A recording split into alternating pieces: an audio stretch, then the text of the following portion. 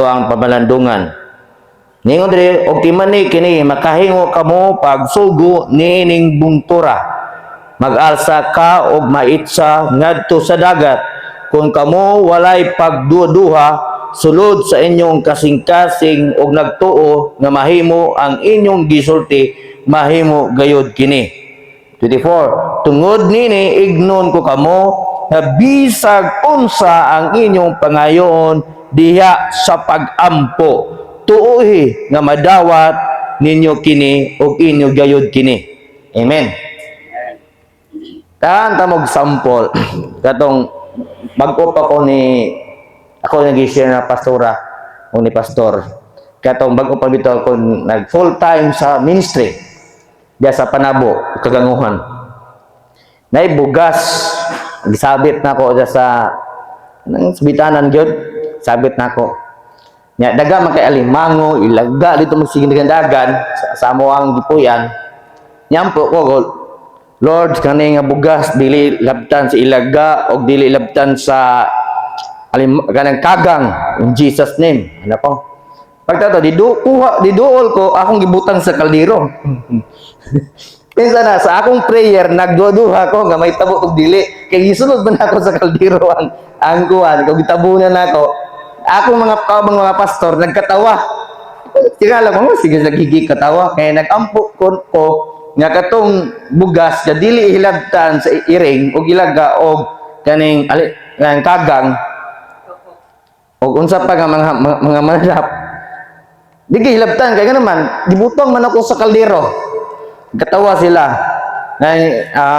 Napaghigayon nga ningon ko sa una in Lord kung tinuod ka nga gamhanan sa mga Christian, ikaw may Diyos sa mga Christian, i-provide akong pagskwela. Kung mahitabo ni mo, tuo ko ni mo. Kung di mahitabo, di ko mo tuo ni mo. O gato nga challenge, ay mga inana, hitabo to siya. Pero kaning gisulat diri ni Marcos, gisulat ni Marcos, nagsulti ni si Jesus. Bisig unsa, wala gyud ayaw pagduha-duha kaning buntod, unsa maning buntod. Dili ni sa literal, sa una ako understanding ani before ko nag-school. Ako understanding kanang buntod nga literal ibalin sa dagat. Dili man di ay kay testing ko sa una ingon ko in Jesus name kanang bundok bubaling sa dagat gawa man ibali. Kay literal ako ang understanding. Ang ibig sabihin ni kanang bundok sa atong kinabuhi nga problema nga mga kawadon, sakit, balatian, pinaka general root yun sa tao nga problem sukad pa sa una kwarta. Nakoy pangutana sa tagabayugan. Gingon na si ate, ngina ko, ate, sukad nga nag-uban ta within 5 years sa ministry. Bakol, nakalakaw, buta, nakakita, gibarang, giayo, cancer, sakit sa tutoy, sakit sa kidney, wala na liver, wala na tanan. Giayo sa Ginoo, gimilagros sa Dios, gipakita, gipadayag niyang gahom. Pero ate, usa lang akong pangutana, ngano mag-pray tagparta dugay kaayo? Muna akong pangutanan ni Jesus. Iko Lord, dali ka mo perform. Kung kanang ulan, yung ko in Jesus name kanang ulan undang ka, undang gid na. Pero yung kagkwarta dugay kayo. Then God give me a little bit of kaning gitawag og spirit of understanding. Tong gisugo niya si Pedro nga adto dito nay isda gagatangag og kwarta dada ibayad sa tax. Means ang kwarta imo ding haguan. Adtuon haguan mo imong paningkamutan nga maimo gyud ni. Og daytoy pamagi nga instant nga depende sa senaryo. When I was in seminary sa SPMC, Southern Philippines Methodist College, diya sa Kidipawat, Mount Apo Village. When I pray and worship to God, kaya ako mga kauban mga theologian, naghagbas, nanganguan sila. Niya ako, with the conviction of the Holy Spirit, naragi ko sa sulod sa boarding house. Ay, worship lang sa Ginoo. Ko Lord, kailangan og 2,000 para sa ako ang thesis, sa dagang mga requirements sa school. Then, the spirit of conviction. Gawas ko, nakita gid nako ang iro nagtangag og 2,000. So, gawas sa putahan. Diya gid mismo. Niyon ko gamhanan ka gyud. Kay ko Lord, kung di ko mutuon nimo, di ka kahimo iring og iro di yung siyaron. Way tao magpagamit, na iro-iring gamita. Mo naman ko sa Ginoo sa una. Kang gusto nako kaning word na nasa sulat sa Biblia, gusto nako masinati mismo. Kay lahi ang ikaw maka-experience, ikaw makasinati sa pulong sa Ginoo kaysa nadunggan nimo og sa imong nakita. Tagan mo simple logic. Kung makaingon kag Jollibee o manginasal unsay mas lami? Di ka makaingon mas lami ang Jollibee o mas lami ang manginasal kung dili ka muadto, musulod, mubayad, mulingkod, bukaon. Kung di ka muadto dito, di ka makaingon nga mas lami ang manginasal kaysa Jollibee o mas lami ang Jollibee kaysa manginasal. Kaya kung wala ka kasinati ana, wa ka nakasulod. Para karon no, sigo balik sa Jollibee. Makaingon ko sa Ginoo, Lord, lami din yung fried chicken Jollibee ikumpara nimo sa gawas nga fried chicken. Kung lahi ra gid ang timpla, sinusuan akong kaon. Kung mas lahi ang timpla sa Jollibee sa fried chicken, ikumpara nimo sa mga street food. Lahi gid ang dagan, lahi ang lasa, lahi ang crispy. Nay diferensya. Oh. May inana siya, kung dili nimo masinati ang pulong sa Ginoo, giingon dire, tungod nini ingon ko kamo sa bisag unsa inyong pangayon diha sa mga pag-ampo. Kasabi mong pag-ampo, kung nakay pagduduha, nakay dili para sa ko sa una nagduduha, wa gyud mahitabo nga realidad. Dili nimo mismo masinati ni. Prayer for salvation, kalawasan. Sa imong pamilya, sa mga kamag-anak, silingan, parintit, anang kapalibot, close friend, best friend, imong higala, suod ni higala, dili suod ni higala. Kalaban nimo, itong best enemy pa nimo. Kana sila dili nimo na sila masiran sa pulong sa Ginoo kung dili ka mutuo sa pulong sa Dios sa imong mga pag-ampo. Kay the first before you share, kailangan nimo na sila prayer. Lord, moadto ko dito, mahiyagan yang hununa, kumuto yang kasing-kasing.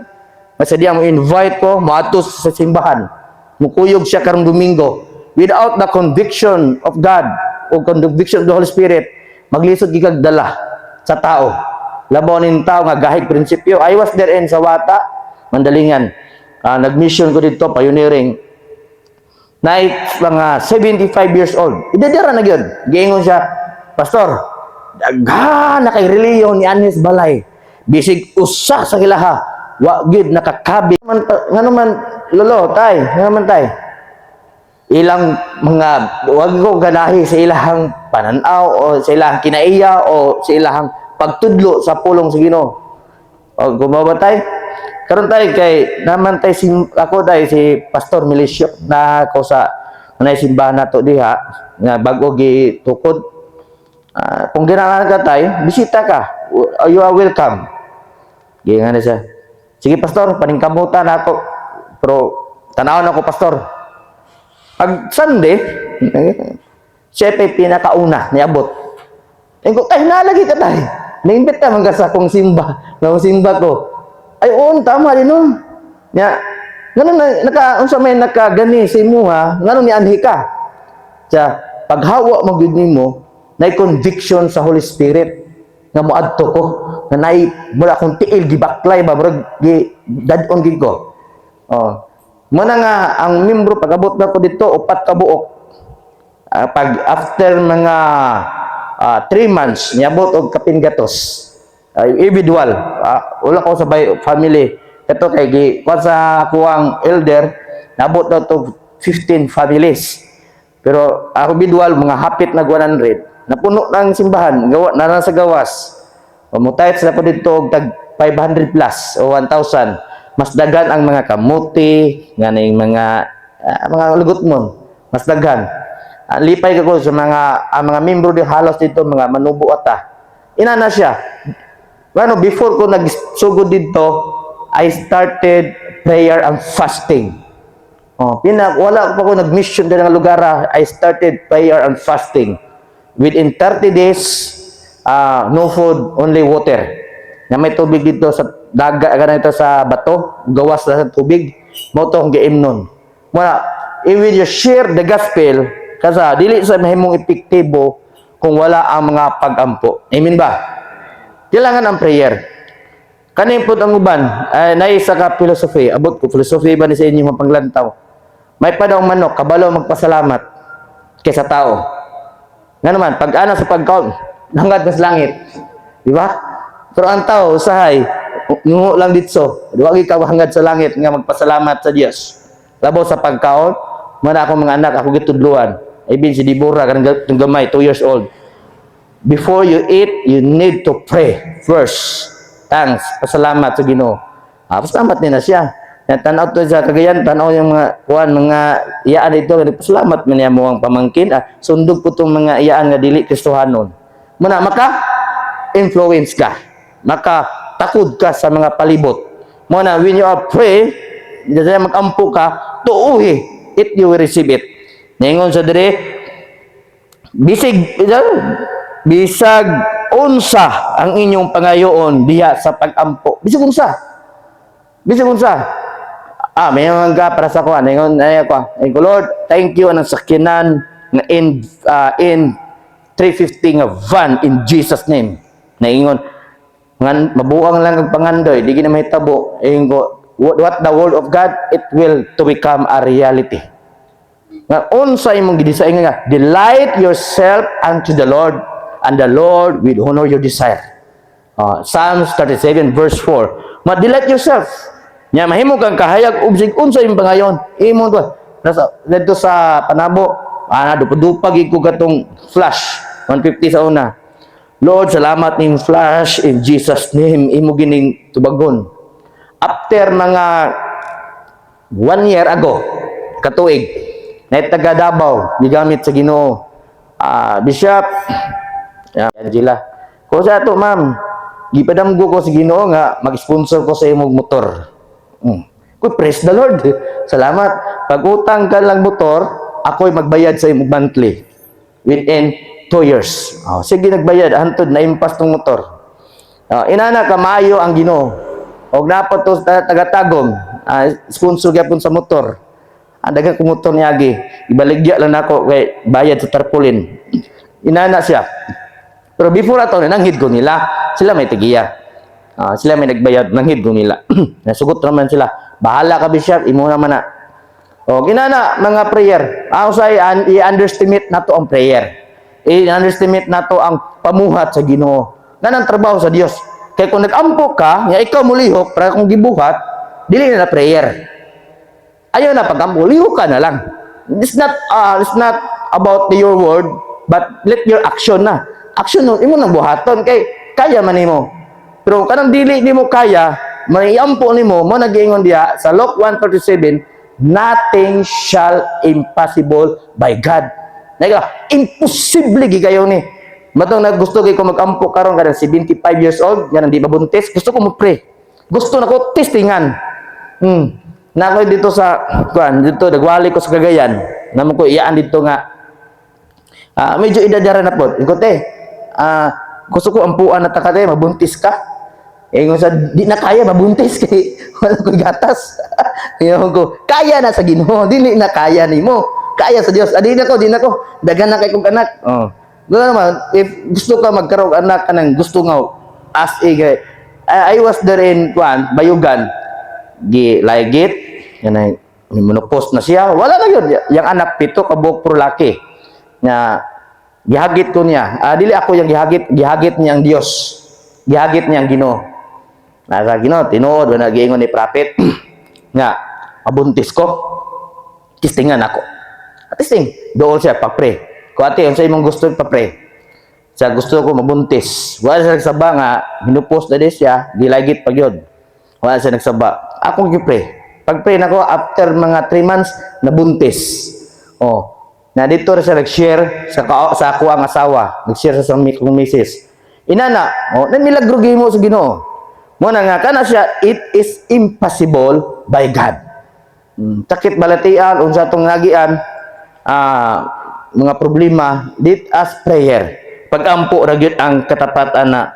Nya matingala pud ka panahon sa midweek prayer, gamay ra pud ang mutambong. Pero daghang kay gusto nga mahitabo silang kinabuhi. Na I was there and I heard one of the preacher ningon siya, in the whole week the most important is midweek. Ingon siya, go why ngano importante man siya, tungod that is the time to communicate with God.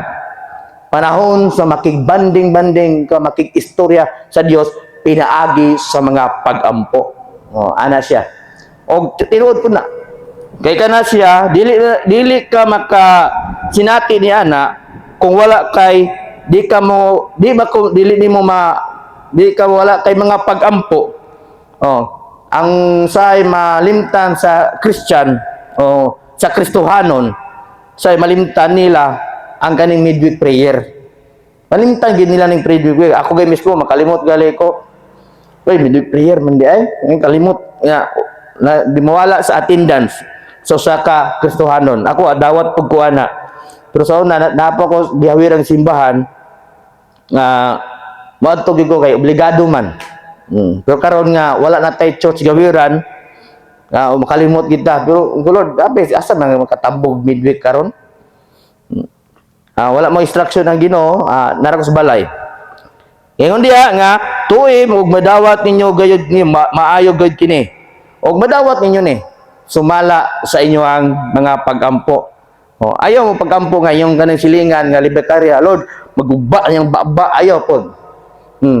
Kaya say ka na bitaw, may tabo pod na nga tay nga nagpray ka, nya nagpa-music pod mo atbang og budots. Tut abo day budot pod da. Nay nana, usay sa mga prayer nato, sawok sa mong kunta.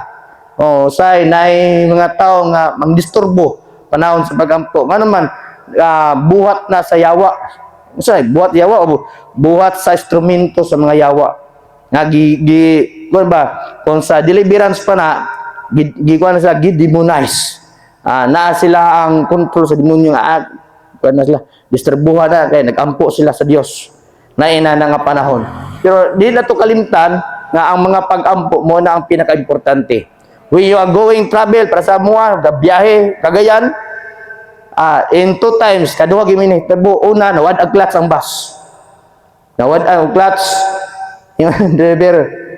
But ano man, walang clutch. Pray dayon. Wala pa to hitabo, sige na kog ampo. Pag ingon sa driver nawala, igo in Jesus name, kontrola ang bus nga muhunong. After sa unahan o patag-patag ni hunong. Nya napag panahon nga ang bus katong witang likoonon nga daguba nahulog. Mapumunto na ayo. Niagi ang bus, pag agi sa bus aron, ang kana yang siya ilalo bitaw kana yang bulye, nibuto bitaw na. Yan na ang bus, takilid. Pag takilid, prayer in Jesus name. Ewan ko, lahi ra gyud ang tao kung nag-ampo ka kanunay sa biyahe. Mungtana sa kuan ni Ramingon din.